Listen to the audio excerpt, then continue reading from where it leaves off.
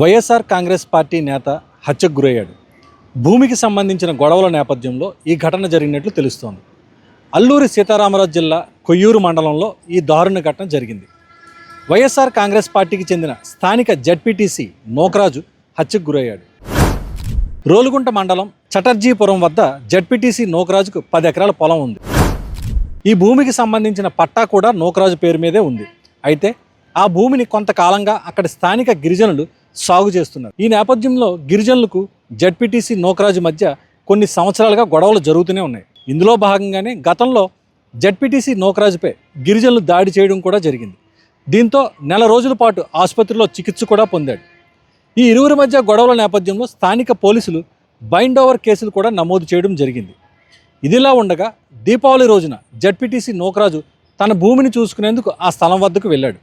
దీంతో మళ్ళీ గిరిజనులతో అక్కడ గొడవ జరిగింది. ఇరువురి మధ్య మాట పెరిగి చివరకు గిరిజనుల చేతిలో జడ్పీటీసీ నోకరాజు దారుణంగా హత్యకు గావించబడ్డాడు.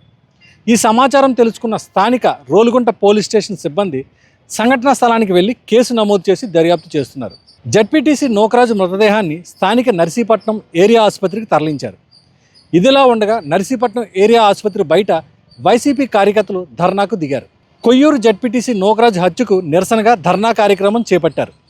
నోకరాజు మృతికి న్యాయం చేయాలని కోరుతూ ఈ నిరసన కార్యక్రమంలో పాడేరు ఎమ్మెల్యే విశ్వేశ్వరరాజు, మాజీ ఎమ్మెల్యే భాగ్యలక్ష్మి, ఇంకా మాజీ మంత్రి గుడివాడ అమర్నాథ్, ఇంకా అలాగే నర్సీపట్నం మాజీ ఎమ్మెల్యే పెట్ల ఉమాశంకర్ వీళ్ళంతా కూడా పాల్గొన్నారు. ఇన్సిడెంట్ జరిగింది, ఇదే ఫస్ట్ ఇన్సిడెంట్ అనుకోండి. గతంలో ఏం గొడవలు లేవని చెప్పాను అనుకోవడానికి. ఇదివరకు ఆయన మీద అటాక్ జరిగింది, ఆయనకి తల మీద కొట్టడం జరిగింది. గతంలో కూడా ఒక ఇష్యూ జరిగింది.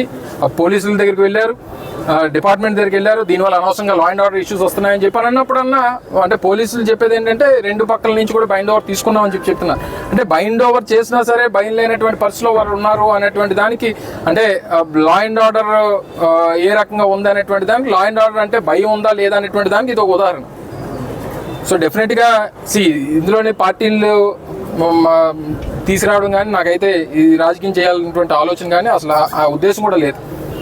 కానీ మా ఉద్దేశం ఏంటంటే ఏ వ్యవస్థ అధికారంలో ఉన్నా ఆ వ్యవస్థల పట్ల ప్రజలకి భయం అనేటువంటిది, పోలీస్ విభాగం అంటే భయం ఉండాలి, రెవెన్యూ డిపార్ట్మెంట్ అంటే గౌరవం ఉండాలి, లేకపోతే ఇంకో డిపార్ట్మెంట్ అంటే ఏ పని ఆ పని పార్టీలకి, కులాలకి, మతాలకి అతీతంగా చేస్తున్నారనేటువంటి నమ్మకం ప్రభుత్వం కల్పించాలి. అది కల్పించినప్పుడు ఏమవుతుందంటే మనం ఏం చేసినా ఒక ఆటవిక రాజ్యం, మనం ఏం చేసినా మనల్ని అడిగినోడు లేడు అనేటువంటి అభిప్రాయం ఎప్పుడైతే ప్రజలు కలుగుతుందో ఇటువంటి ఇష్యూస్ అన్నీ కూడా వస్తాయి. సో దయచేసి అది లేకుండా ఆ లా అండ్ ఆర్డర్ పట్ల గౌరవం, భయం అనేటువంటి ఉండేటువంటి విధంగా పనిచేయాలనేటువంటిది మా తాలూకు రిక్వెస్ట్. అయితే వీళ్ళంతా కోరేది ఒకటే, రాజకీయాలకు అతీతంగా ఈ కేసును దర్యాప్తు చేయాలని ప్రధానంగా డిమాండ్ చేస్తున్నారు. అదేవిధంగా ప్రజలకు వ్యవస్థలపై నమ్మకం కలిగించాలని చెప్పి ప్రధానంగా కోరడం జరుగుతుంది. వీళ్ళంతా కూడా ఇప్పుడు ప్రస్తుతం ఆసుపత్రి బయట ధర్నా చేస్తున్నారు. ఈ యొక్క కేసుని పారదర్శకంగా, నిజాయితీగా దర్యాప్తు చేపట్టాలని చెప్పి కూడా డిమాండ్ చేయడం జరుగుతుంది. కెమెరా పర్సన్ మౌలానాతో దుర్గాప్రసాద్, విశాఖపట్నం.